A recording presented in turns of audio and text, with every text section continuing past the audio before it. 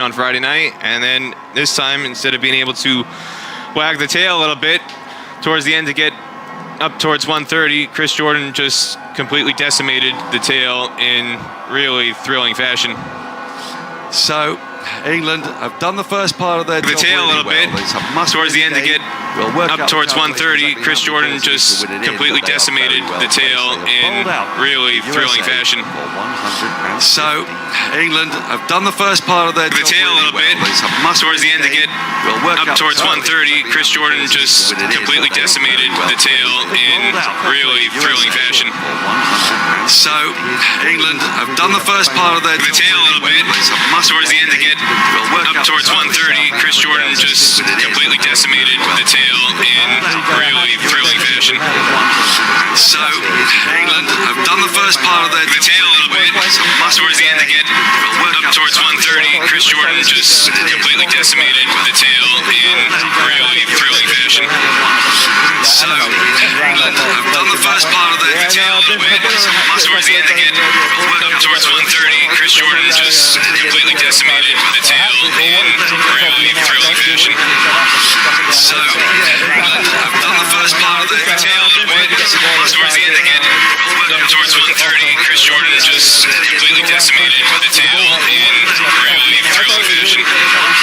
So England have done the first part of their tail a little bit towards the end to get up towards 130. Chris Jordan just completely decimated the tail in really thrilling fashion.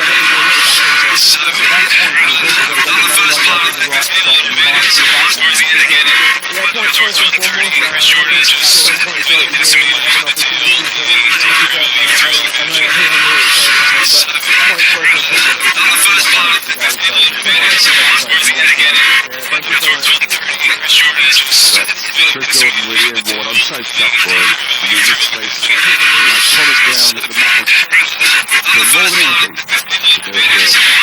In his home country, in front of Gary Sabers, who was in the crowd. It's not just a hit, but all of the Michael. Absolutely superb from Chris Jordan. Let me run you through the scorecard. It's not a great sight for a USA fan, but fabulous for England fans in this must-win game. First time to go Andre Close. After 8 off 5, caught in a trap really. Pretty Stockley from the ball to their high scorecard. Great goal from the British where they found it. There was then decent part until the 34 between Taylor and Kumar. Then Brady started to score. Stephen Taylor scored a backward point by knowing off a out of trouble delivery really from Sam Cohen. Short, wide, deserved the treatment, but Taylor couldn't get the treatment. Caught well by Harry. And then Aaron Jones, the hero of Dallas, bowled by Rashid, goes to big old one, who has a googly victory bat pad and makes 10 from 16. Then Tish Kumar, also bowled by Rashid, who was in the middle of a terrific spell at that point, Adil Rashid, 30 24 million scored by Dallas. So skying one really to after one with Liam Livingston for 4. At that point, 88 for 5. There was a partnership at 27. Harmeet Singh, Corey Anderson, but then it all unravelled. Harmeet Singh out with a score of 115, as every subsequent batter was. Harmeet Singh caught by Jordan off current at 21, long off, and then it was a Chris Jordan show. 4 with 5 balls. First to go, Corey Anderson, caught by Brooks, off Jordan, caught to the deep for 29, and then 3, all on the money. Ali Khan, Nostush Kentigay, Sarah, and then Trabalka. 2 of them castles, Kentigay, LBW, as one as you're ever going to see, all teamed up. Reece Topley won for 29 in 3, Archer none for 16 in 3, Currency for 23 in 2, Adil Rashid, until that last over the pick of the bowlers, 4 overs, 2 for 13. Liam Livingston with a wicket, 4 overs, 1 for 24 as they clogged up the USA in the middle overs. And then at the end, that spectacular last 5 balls to even finish the over, 2.5 overs, no maintenance. 4 for 10 for Chris Jordan, back in his home country on his own ground. Fantastic to witness. Now, Nitish Kumar, we saw today, has been one of the stars of the tournament so far for the USA. Hit 4 off the last ball against Pakistan, played that match to the Super Over that the USA eventually won. And I went to see him yesterday at the team hotel here in Barbados, and I asked him how he feels the World Cup phase has gone so far for the USA. I think it's gone pretty well. Anytime you beat like a full nation and make it to Super 8s, it's obviously amazing. I definitely think we put a good fight in every game that we played, so it's been amazing fun. Talk to me about that Pakistan game, because it's one that's going to live so long in the memory. It goes to a super over when it looked like the USA were down and out. Then actually quite a brilliant super over played by you guys. And then that thrilling catch by Milind Kumar that turned the game perhaps. Just talk me through the emotions and how that all felt. Yeah, that was a weird game because we were on top and then we weren't on top, and then I think we were cruising and then the ball started reversing a little bit and it got a little bit tough, and obviously they got quality bowlers there. But then to hit a ball to get into the super over is quite surreal. Like you don't get that every day. So it was a bittersweet moment. I think the coach looked at me. I was a bit disappointed because I'm like, we should have finished that game. But then going into super over and the way Saurav's been bowling, it was fantastic. And anytime you get to be a full member in a World Cup, it's fantastic. It was a weird one for us because it was almost like we should have won. Then oh my God, we got to the super over, and then we're like, and then once the two boys batted there, we got 19. I thought we were pretty comfortable. As long as we got our first two balls right, I think we were pretty good. So that was a surreal moment. It took a while to just sort of take it all in, but it was unbelievable. Could you sense a real change in mood in the country? I mean, because suddenly USA cricket was front page headline. Suddenly CNN were talking about it. Suddenly the USA and cricket was something that I guess had large parts of the nation waking up and big crowds suddenly appearing in New York to support you. I think from the outside, you'd always say after the Pakistan game, because obviously the size of the team and it's a full member. But I thought it really changed for us in that first game where I think we were pretty behind the game when we were batting, and then Jonesy played a blinder.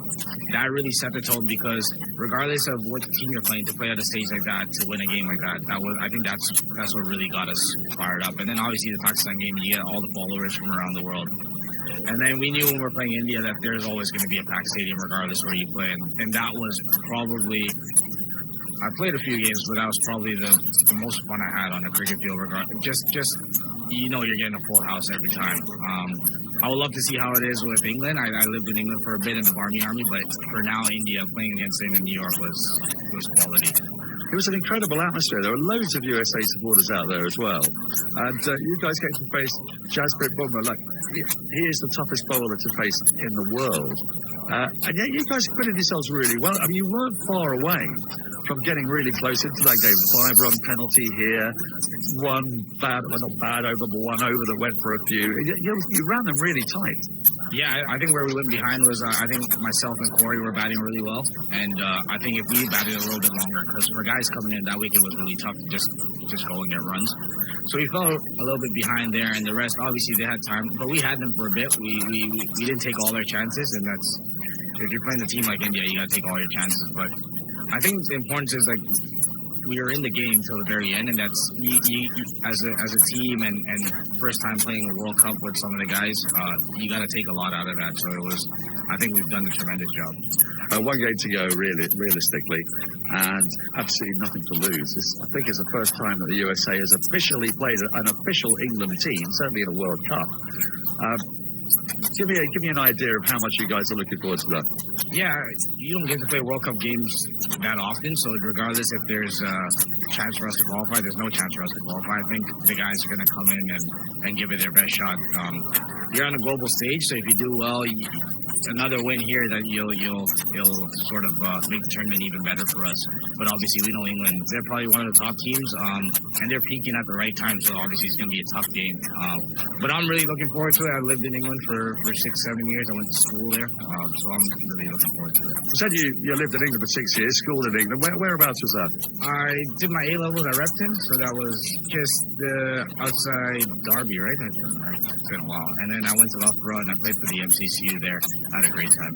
So you have played first class cricket there with the UCCE program? Yeah. So at that time it was still the MCCU, so we got a couple games every year, and it was obviously a great experience. But red ball in April is always a little bit different, but it was good fun.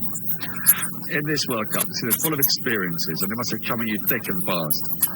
It's a tricky question, but is there just one moment, one shot, one ball, one just sensation that's happened in this World Cup that's going to live with you? Yeah, I'd probably say the last ball of the Pakistan game getting into the super over. I wish I was a bit more pumped up when I did it because obviously I thought we should have finished it maybe with a few balls to spare, but you don't get very many opportunities where you get to hit a boundary off the last ball to tie a game or win the game, and obviously against a team like that and against a bowler like that, I think it's pretty special. Lastly, the legacy of this World Cup for the United States, because you've now qualified for the next tournament. That must be thrilling, but it's also indicative of what's happening in North American cricket. Can you sort of give our listeners at home a flavour of just the growth and the potential for cricket out here in North America? Yeah, I think you have obviously the World Cup that's happening now, so that's gaining a lot of attention. It's going to be followed by the MLC, which I think it did well last year, and there's even more games now. And then I think it's really important for us that we have a good sort of period between the World Cups. It's not just about playing World Cups, and for us, it's hopefully the way we played and the efforts we put out. Maybe there's top teams that want to play series. I know teams always go to the West Indies for series, and it's not a long trip away. So hopefully we get more quality cricket. I think that's what we lack. We lack quality cricket all the time. Because sometimes it gets really hard to get switched on for sort of like a World Cup. You're playing, for example, you're playing against India, but you play against India once every 2 years. It's not the easiest. But it's been huge. You get a huge following, and I think that's what it's all about. You try to get it as popular as possible. It's a great place, the U.S., to get sport popular. I think it's the amount of people that are here, how much they're into sport, the amount of money that's here. So hopefully it just grows from here. Like the World Cup's an amazing thing, and we played really well. But we're hoping that this is a stepping stone for even better things. Nitish Kumar, who top scored with 30 in the US total of 115. Disappointing total for them, but a real fantastic finish for Chris Jordan. 4 wickets in 5 balls, including a hat-trick.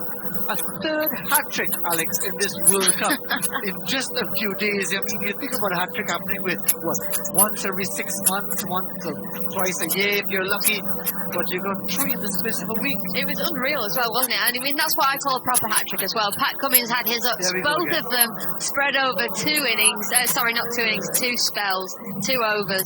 Chris Jordan, wicket dot, wicket, wicket, wicket. You could see him run off. He was absolutely over the moon, ecstatic with his bowling performance, and so he should be brought into the attack today, back into the team for England, and he's proved why. Indeed he has. But let me just tell you again, Alex, look at the scorebook. 3 wickets in 3 balls in the same innings, or even in the second innings of a first-class match. Still a hat-trick, but I take your point, and we'll argue that till kingdom come. But as we see in the England opening pair come out to the builder squad, less than a run a ball, and surely they're going to be going for it to ensure that they boost that net run rate at just 116 from a possible 120 balls, and we can expect to see, if not reckless, but certainly a desire to get this over with quickly. Yeah, of course, because England obviously need to boost their net run rate to go above South Africa. So we know how Phil Salt bats. He'll be looking to take advantage of the power play. He only really plays in one way. He comes off or he doesn't. And throughout this tournament, he's been pretty good for England, and we know they'll go hard. Him and Butler up top. Butler might take a little bit longer to play himself in. For England, they'll be looking to chase this down as quick as possible to ensure that they can get through to the semi-finals of this World Cup.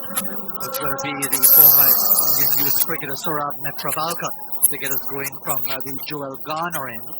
The target is a 116, and we'll be bowling 2 first balls. The spot has been on strikers end. There's a short bit now on the deepish 4th slip. There's a backward point, cover point, extra cover mid-off, wideish mid-on. There's a long on into, and a deep square leg. There's a short fine leg to complete the fielders on this very, very bright and increasingly hot midday period here in Bridgetown, Barbados. All of that spread of rain and drizzles and interruptions, they would have been burnt off by the fierce midday sunshine here on the Sunday.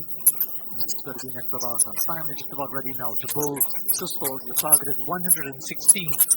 And he's going to come in with that slightly angled approach, left arm over the wicket now, passes the umpire, bowls the salt on his on leg and tucked away towards the short middle. Get a bit of a fumble and a stumble around.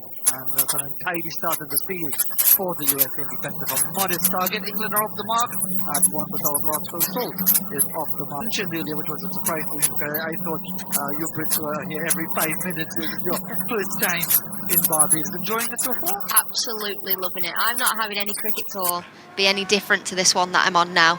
This is it's been a wonderful tour, and it's nice to see somewhere so beautiful. I mean, I'm not used to the ocean being so blue. You don't get that in Blackpool. Indeed you don't. As Netravalka. Originally, of course, Butler, good delivery, just forced him to make a late adjustment, playing that full-length delivery back along the pitch to the bowler. And really, what surprised me, and pleasantly as well, was that Friday night, because there's so much to do in Barbados, whether you